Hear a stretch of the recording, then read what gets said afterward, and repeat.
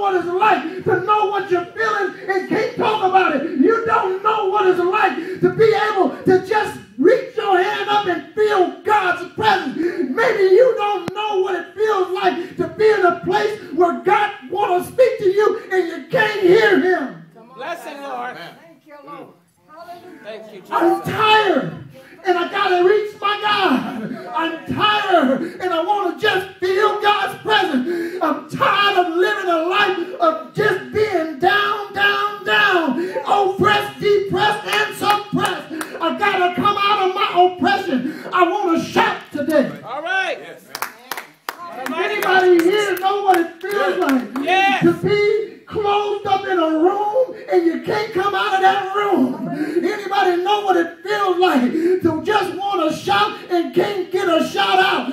Anybody know what it feels like to just reach your hand up and don't feel nothing? I don't know what it is that I'm going through, but I got to come out. All right, we'll do it.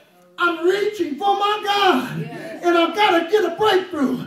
I'm reaching for my God because I want him to use me. I'm reaching for my God because I heard in the word that if you just make a move, I'll be with you. I'm going to send you through the storms of your life, but if you just hold on, I'm going to get you out of it. Anybody know what it feels like to reach over to that promise that God had given you, but just can't seem to get it?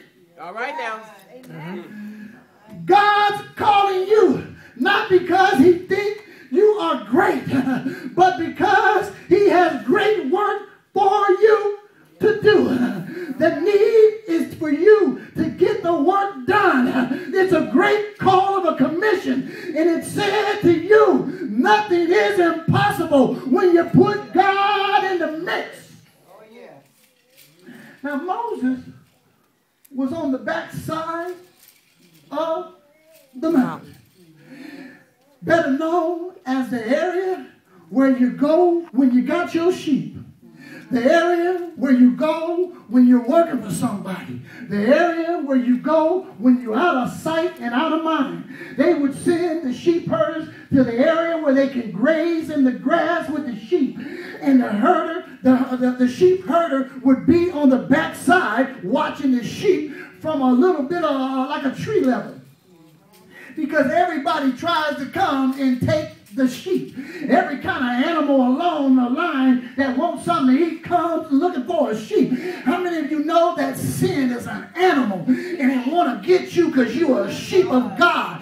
How many of you know that those sins that keep coming up in your life, it's an animal, and when that animal come up on you, it takes you down. All right now. Right.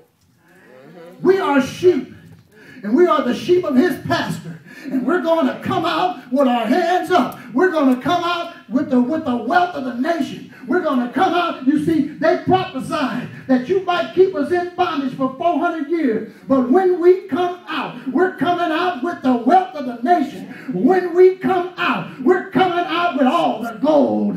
We're coming out with all the jewelry. We're coming out with all the stuff that you said we couldn't have. When you come out of your bondage, you're going to come out with a brand new smile.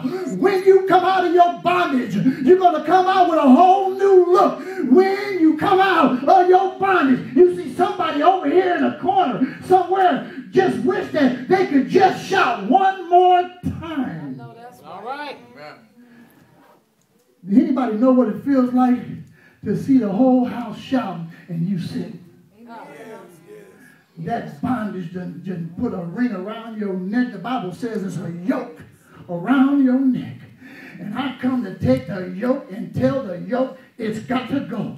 I come to tell the yoke you can no longer hold God's people down. And you see, Moses took the call and he said, how many of us get a call and say, saying, you mean me? You mean